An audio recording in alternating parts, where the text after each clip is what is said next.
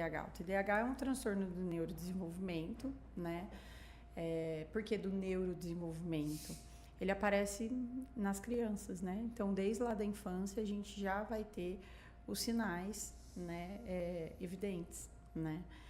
Então, ele é um transtorno de neurodesenvolvimento que vai causar prejuízo consistente. Então, é um prejuízo que não é uma coisa momentânea, não é passageira.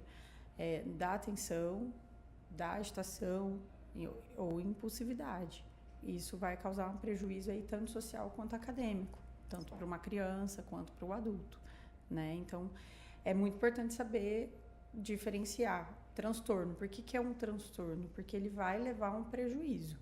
Às vezes a criança é agitada, às vezes a criança tem um déficit atencional que é comum da infância, mas isso não causa nenhum prejuízo para ele. Então, ele não vai se encaixar no transtorno de déficit de atenção e hiperatividade. Sim, tem então, um limite, né? As pessoas têm que saber diferenciar. Né? E o limite é realmente saber o prejuízo, né? Se não tem prejuízo, não é um transtorno.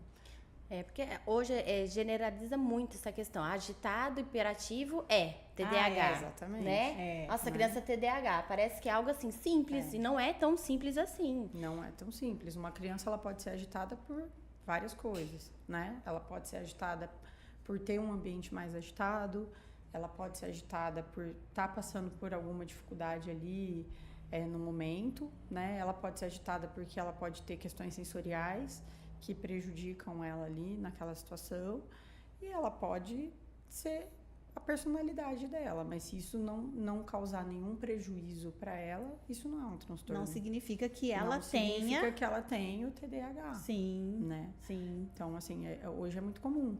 Às vezes as crianças abusam do uso de telas e são crianças mais agitadas, mais hipercinéticas, né? E aí vem para avaliação achando que é TDAH. Então, as mães já vêm, às vezes, até com um diagnóstico, né? Doutora, meu filho é agitado. Uma criança de 2 anos que é agitado, mas ela está descobrindo o mundo, né? Então, assim, a gente tem que saber diferenciar. E é na avaliação com um especialista que você vai conseguir saber se realmente está diante de um transtorno do déficit de atenção e hiperatividade ou de uma agitação, uma criança mais desatenta, ou uma criança mais hipoativa em determinadas situações. E aí, nesse sentido, o TDAH, ele apresenta sinais para todos iguais? Não, né? Assim, a gente tem uma cronologia, né? Então, a gente tem que ter uma avaliação. Algumas crianças são mais hiperativas e não são tão desatentas, né? Então, vai depender do subtipo. Outras crianças são mais agitadas, né? Mais impulsivas, então tem sintomas mais de impulsividade. Outras crianças já não são agitadas, não são impulsivas, mas têm um déficit atencional importante. Então, cada um vai se manifestar de uma forma, né? Não é uma receita de bolo. Verdade. Então, a gente tem que sempre estar avaliando mesmo. Até é importante saber por conta do tratamento. Sim, né? Isso é direcionado. Com certeza. Se a criança tem déficit de atenção com hiperatividade e desatenção, a gente vai tratar de uma forma. É só desatento? De outra forma, né? Não, tem só impulsividade, dificuldade às vezes de organizar, então a gente vai tratar de uma forma. E o tratamento não é só medicamentoso, né? Então, hoje foca muito, é TDAH, tem que tomar remédio. Não necessariamente. Então, tem família que é doida para sair com uma receita de dentro do consultório. Mas aí sai com a receita e com o celular na mão. Não adianta nada. Né? 5 horas de tela por dia. Mas não que eu seja errado, ele vai ficar quietinho, medicado no celular. Então, é muito incoerente. Não que eu seja contra, porque eu sou super a favor, né? Os medicamentos, eles estão aí para apoiar e ajudar. Mas tem que ser bem indicado, né? Eu acho que tem uma indicação, né? E a indicação, ela depende de uma avaliação constante aí, né? De avaliar os prejuízos que essa criança tem e decidir se precisa ou não tomar remédio. Não são todas as crianças que têm TDAH que precisam usar medicação, né? Sim. Até mesmo é importante, né, essa questão do tratamento, não só com medicação. E também a importância das clínicas multi, né, dos demais profissionais, que eu tenho certeza que depende muito dos neurologistas também, né, fazerem esse encaminhamento, né? Na verdade, assim, para fechar um diagnóstico de TDAH, você não necessariamente vai fazer só uma consulta médica, né? A gente precisa de toda uma abordagem, de toda uma avaliação. Então, não é tão simples. Vou dar diagnóstico numa primeira consulta?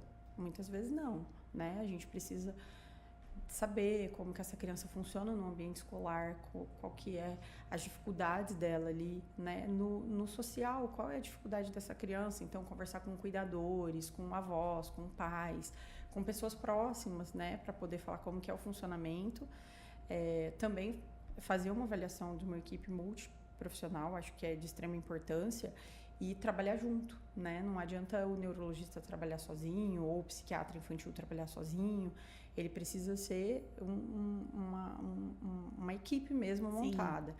Então, tanto a equipe multiprofissional, psicólogo, pedagogo, fono, TO, neuropsicóloga e o médico e a escola, né? Não adianta ser uma coisa única. Então, é uma abordagem multidisciplinar, né? Então, isso que é importante quando a gente vai fechar um diagnóstico de TDAH e vai optar por um tratamento. Porque o tratamento não é só medicamentoso, ele é multiprofissional. E não é um tratamento, né, a curto prazo. Geralmente ele é um tratamento a longo prazo, a longo né? prazo. Isso é uma dúvida de muitos pais, né? Eles sempre chegam no consultório e quando você dá o diagnóstico, aí vem o medo, a incerteza, a insegurança de saber por quanto tempo meu filho vai fazer, né? O TDAH, ele não tem cura, né? Ele é um transtorno do neurodesenvolvimento. Então, ele tem um tratamento, mas a cura ele não tem. Então, os pais sempre perguntam, vai ter TDAH até quando? Vai tomar medicação até quando? Não tem como a gente dizer. O que acontece é que depois de um ano de um tratamento, tanto medicamentoso quanto multiprofissional, a gente faz a reavaliação dessa criança, né? Para ver o que melhorou e o que não melhorou. E aí essa criança às vezes vai usar a medicação ou vai precisar de uma abordagem multidisciplinar até a vida adulta. Às vezes na vida adulta muitos sintomas melhoram e a criança consegue se reorganizar, né, para não ter tanto prejuízo. Tem mais autocontrole. Tem mais autocontrole de algumas situações. E aí na vida adulta acaba persistindo ainda, que é o que a gente ainda persiste na vida adulta, muito déficit de atenção, né? Então, prejuízo no trabalho, prejuízo em tentar organizar, em tentar mudança, às vezes até um quadro de impulsividade, né? Então, isso precisa ser avaliado.